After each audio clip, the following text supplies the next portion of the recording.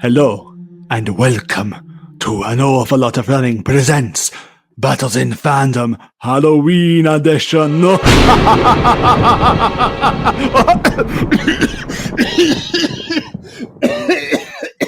I'm Jack, your usual Prince of Darkness. I'm joined by three amazing panelists here. Any smack talk for your competition? I will save it for later, but please do bear in mind that any personal attacks I might hurl during this, any bits of bile that may spurt out of me, I blame the wine entirely. Also joining us is William Tyson Carlisle. It's Mr. TARDIS. Yes, and I brought reinforcements. You might not be able to see him, but I am holding up a very cute cat. And, oh no, I'll only book two guests. What am I going to do? I know, but I'm going to have to summon him in a very ancient way. I think I'm going to have to say his name 3 times in a row, spoken, unbroken. Davis. Davis. Davis. Hello, yeah. Long time listener, first time caller. I'm a real upstanding guy. I'm a hardworking man. I love Thassies. I love Tharies. I hope we all have a good contest. Yeah, I'm gonna be completely honest, people. Sam Davis, he's been very nice. He stepped in at the last minute to take on some answers for us. He was going to judge this with me, but now he's revoked those rights. So order. So previously decided before we started playing, Ben, you will be answering first with your question here. Round 1. What is the scariest TV Dalek story? So, I think when we think of a scary Dalek story, we might be picturing something like how they were depicted in the Russell T Davies era, where they were these mythic, very powerful things. Even one was a threat to the whole universe, and there was a lot of emphasis on that.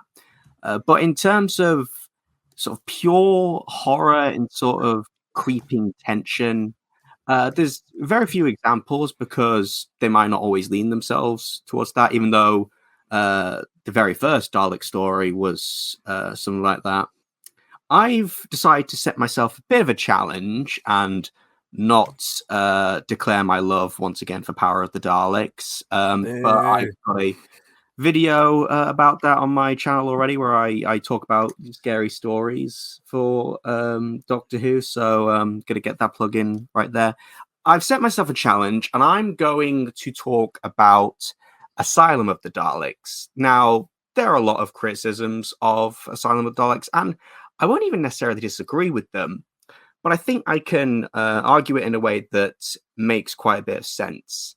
This is a unique opportunity because it is giving the director of the God Complex, Nick Curran, it's giving the Daleks over to him.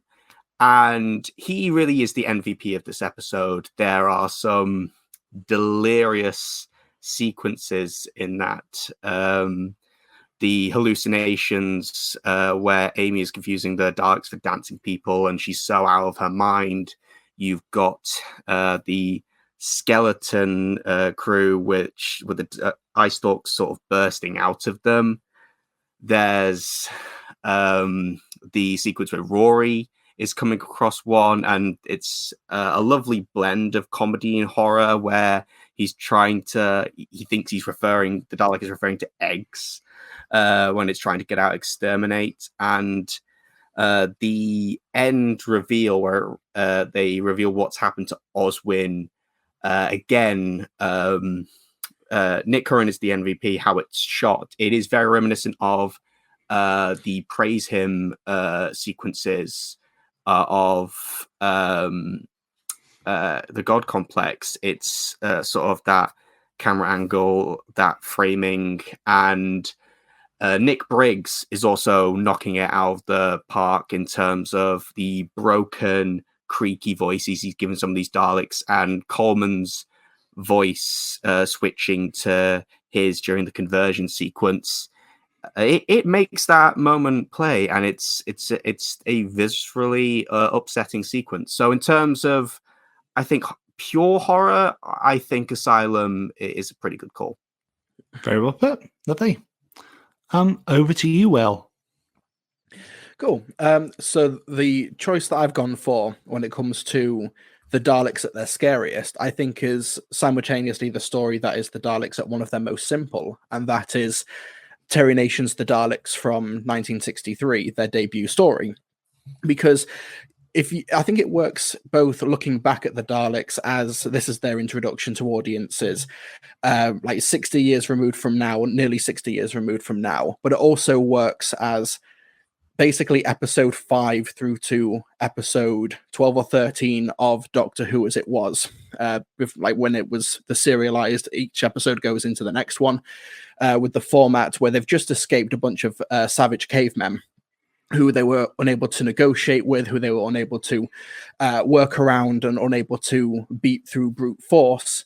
And then they go into the far future to an irradiated planet. And even though the threat is significantly more futuristic, even though the threat is way more sophisticated, it is still as equally brutal. It is still as equally simplistic, even if it doesn't wear the aesthetics of being simple. The Daleks, when they were created in the 1960s, were very, for TV standards in the 60s, quite complex visual creations, but with very simple, sometimes bordering on like elegant movements through the just inspired pepper pot design shape. And I also think what I love about the Daleks and their interpretation is not just how the Doctor, Susan, Ian, and Barbara, the Doctor and the companions at the time, are continually on the back foot. They're in a hostile, irradiated planet where they need to get the anti-radiation gloves, drugs, but they also are competing with a threat that will basically kill them at any opportunity. But they're a threat that are very disassociated emotionally to them. At one point, Susan laughs, she giggles, and the Daleks like, stop that noise. These are hostile, frightened little things, horrifying things that we only get a very brief glimpse of at the end of part 3. When the little claw, I think it's like a gorilla glove covered in Vaseline, but shush, it's scary, I promise, comes out from under the blanket. And that's really the closest look that we get from them. For something like, let's say, Dalek from 2005, where it's Henry Van Statten's base, that is an environment that the Doctor and the supporting cast have some control over. But for something like the Daleks, where they're in the Dalek city, they control the city. And I also think, last point for now, is that the black and white cinematography is like simple and a bit cheap from Christopher Barry and Richard Martin, but I think it goes so far, like the black and white monochrome environment and the atmosphere and the pulsating sound effect from the city itself. I think that even though the TV, I think the 1965 movie with Peter Cushing is a great spectacle with great orchestration and music and great like cinematic scope. I think even though, in the movie, the Daleks are so close you can feel their fire, I think actually bringing it more onto the smaller screen, the 4:3, the black and white, it makes it feel a little bit more grounded and a bit more scary, in my opinion. Lovely. Yeah. Over to you, Sam. Okay, all thoughts and opinions expressed and not of my own. I need you to close your eyes and cast your mind back to a very specific memory. You can't, because this is my memory. This memory is of Brighton 2005. You're in the Doctor Who exhibition. You've seen all the monster costumes. You're 10 years old. But then there's this big button that looks just like it came from the episode Dalek from 2005, written by Rob Shearman. I'm sure we're all pretty familiar with it. And then once you press this button, metal bunker doors open with this loud, shrill effect. You find yourself down a military staircase, just these stone steps and loads of echoes everywhere, when the Dalek theme plays, and out of the stairwell rises a full-size scale Dalek screaming at the top of its voice at you. And just the fact that I've lived part of the episode Dalek is absolutely why I think it deserves to win today. That would scare the pants off of any kid and any adults. When you're faced with the modern revival image of a Dalek, it's overwhelming. They are scary. And that's what Robert Schumann gets down to a T. His entire goal with the episode Dalek is to destroy your Da's jokes about Daleks, to restore them from being a pop culture joke. So every single beat, every single line of dialogue, every kill needs to be brutal and unforgiving and make you learn to be scared of Daleks again. But just look at the whole episode. It's an episode populated with a vulnerable doctor who is terrifying in his own right. Not a nice environment to be in, even before the Dalek gets out. And when you have your doctor comfort blanket taken from you, when the rug is pulled out, that's when kids get really scared. The doctor in this is even more scary somehow, spitting across the screen and turning the most impressive deranged performance we've seen in the show. Oh no, my childhood hero who I've been with him for 5 weeks, 6 weeks. He's a funny little man. Oh no, he's a genocidal monster. Leaves a kid really without a moral compass. Owen Davis of Doctor Who TV said that Daleks, after Series 1, this was 2006, Daleks lost their fear factor. That's been a complaint since Series 2. And it does kind of point in the direction that Dalek nailed it so well right out the bat. It's a modern base under siege, so we'd never seen one of those in Revival, but it is so effective when bunker doors close and a Dalek goes upstairs. These all feel like transgressions. It all feels genuinely scary that the monster from your nightmare is coming at you, and it is an unstoppable force that every character will not stop amping up. It's going to destroy cities, Rose. It's going to kill everything on your world. It's going to get you, and you can't get away from it no matter what you try. It's a walking nightmare. But also, most importantly, I think you make Daleks scary by making them pitiable. There's funny moments and there's scary Dalek moments, and sometimes they're badass, but when a Dalek is like relatable, empathetic, this is one of the most complex villains we've had in the show. You really get the Dalek.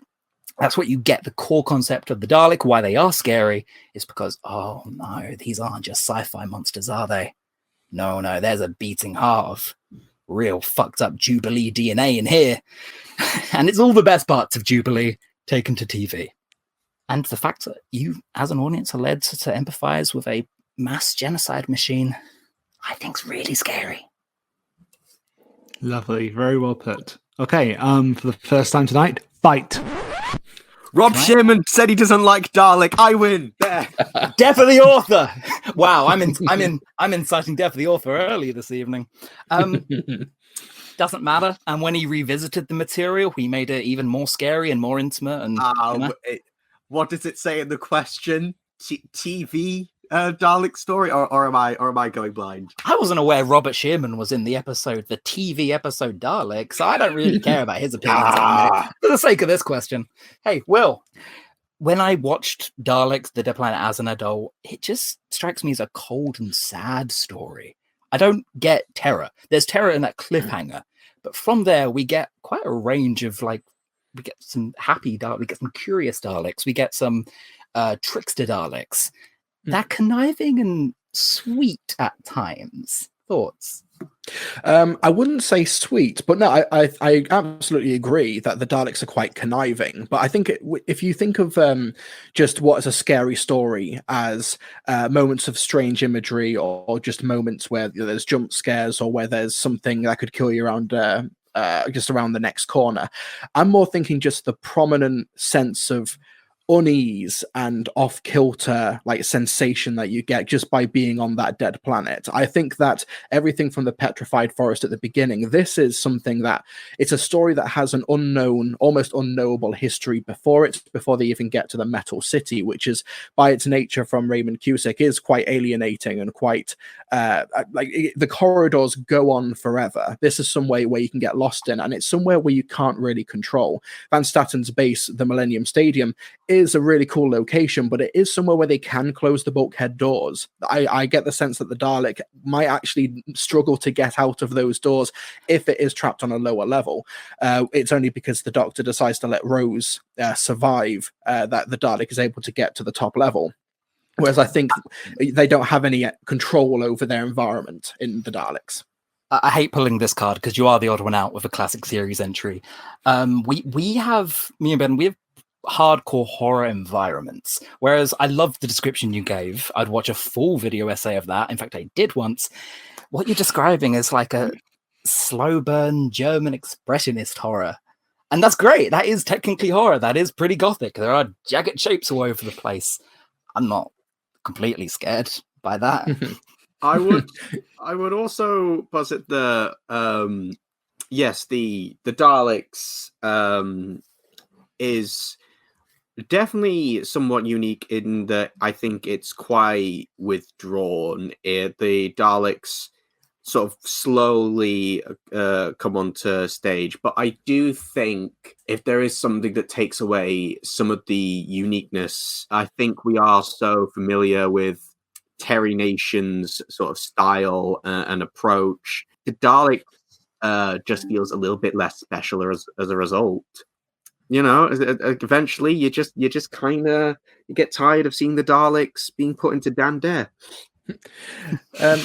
Well, in the Daleks, I think it's they're quite multifaceted, but over the course of the serial, you get the sense that they are losing control. It's early on because they're monitoring the Doctor and companions from their prison cell. They've got a security camera on them, and they say, "Okay, we'll let them sleep. We'll give them food. This will give them a false sense of security, and then they'll be much more malleable to manipulate." But then when they start escaping and they're able to, and they want to try and get control over the situation, and they test out their own radiation drug, and you see that these are incredibly insecure creatures that makes them way more wild and unpredictable. While I love the methodical nature of the slaughter in Dalek, I also think that there is an argument to be made that an unpredictable opposition, especially when you get this image of fascism in the 40s, of goose-stepping Nazis, of order, of authority, of power. Fascism is very rarely internally a powerful organization. It is often quite unhinged, full of infighting, full of insecurity, built upon dogma and myth. And I think that the Daleks, being less than 2 decades removed from World War II, from the Nazis at time of broadcast, I think that is one reason why they resonated so strongly in the 60s. It's a good point. It's a good point. I think it makes them effective, makes them great metaphors, definitely. In terms of scary, in the Daleks are almost passive. They're observing themselves. They are analyzing. They are just as confused as our characters are. And we spend a lot of time with them just figuring stuff out. That doesn't feel that ominous to me. I can understand them to a degree. For real fear, for real scare, I want something that's just beyond me. And even with Asylum as well, that's Daleks at their most scared and pitiful and vulnerable. Whereas mine, yeah, we've got a big vulnerable Dalek, but he's driving the plot. He's the main motivator. He's coming for you. I would say Asylum, in terms of everything we've spoken so far, Asylum's kind of the best of both worlds, because on the one hand, you've got the Daleks at their most powerful with the Parliament. It feels different because we know now the Daleks aren't necessarily just going to get blown up by the end of it, or they're not just going to escape and like teleport out. Like, we're not just going to get one of them just teleporting out, and when they're not playing the last of their kind beats anymore. They're a horrible status quo. They're part of the universe, and it kind of feels like the Doctor can't really defeat them. But you also have in the Asylum like Daleks on the back foot. They are unpredictable in this one. They're behaving like we've never seen Daleks behave before. So you've kind of got two different approaches of what could make the Daleks scary, and you've kind of got both of them playing at once, but they don't contradict each other, I feel, and they don't clash. The Parliament of the Daleks, while the Doctor is worried about it, and he pretty much tells Amy and Rory, make them remember you. I interpret that as, yeah, we're going to probably die here, but make them feel it, make them go out swinging. They've got the Asylum's become out of control. They've made a mistake, and now they're getting their worst enemy to clean up their mess.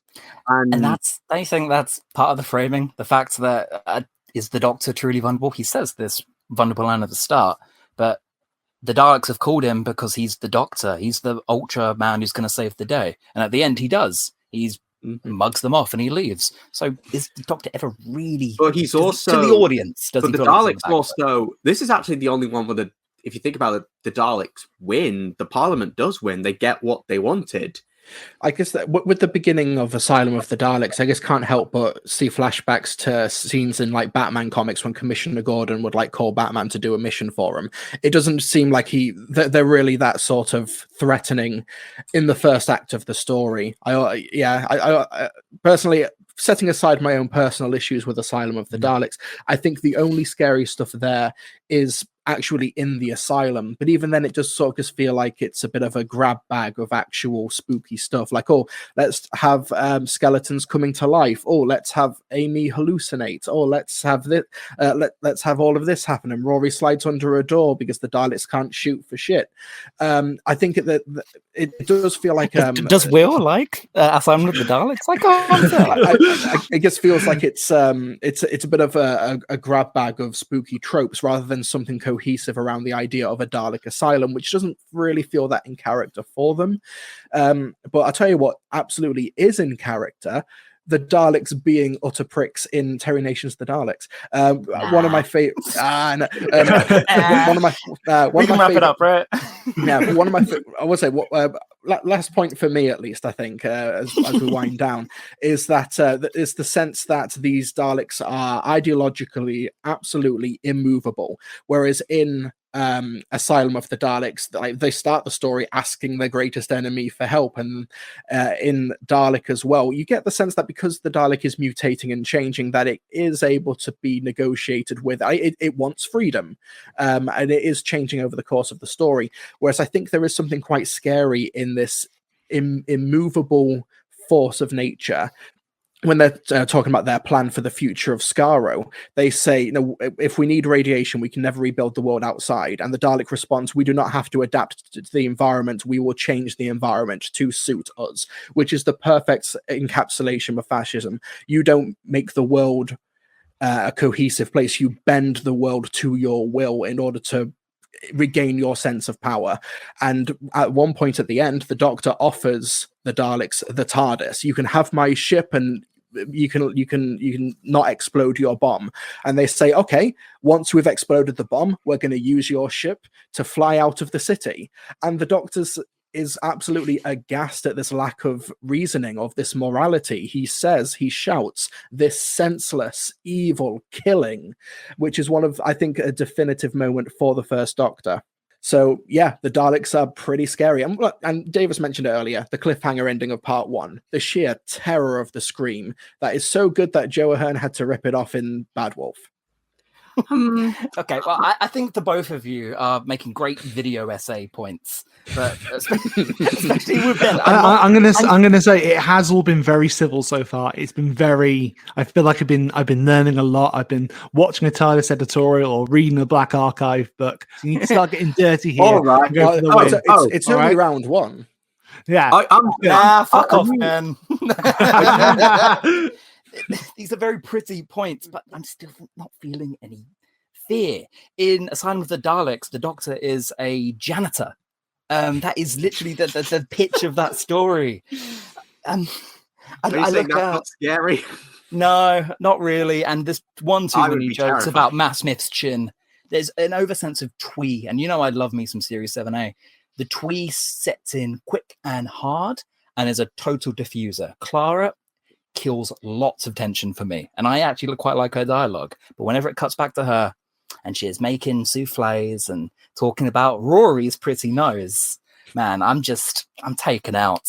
And then, as you say, like Will said, it cuts back to some random assorted Dalek imagery. This one's a ballerina. Okay, he can't hurt me though, can he? I'm sorry. The man who has brought a Terry Nation script to us is having a go at me for structure and pacing. There's nothing scarier than slow pacing. My God, that's galling. No, but it's true. But it is true. I admit, when the Daleks are not on screen, the story itself does grind to a halt. They spend an episode and a half trying to get over a 4-foot gap. But the question is, what's the scariest Dalek story? And if we're talking about the Daleks, then for me it is Terry Nation's The Daleks, at least in terms of just their baser elements that are absolutely excelling. There's a reason why Dalek in 2005 had wanted to rebuild the legacy of the Daleks for a new audience, for a new generation, because Terry Nation set the foundation so well. If he hadn't have done that, you wouldn't be getting 2005's The Quarks, written by Rob Sherman.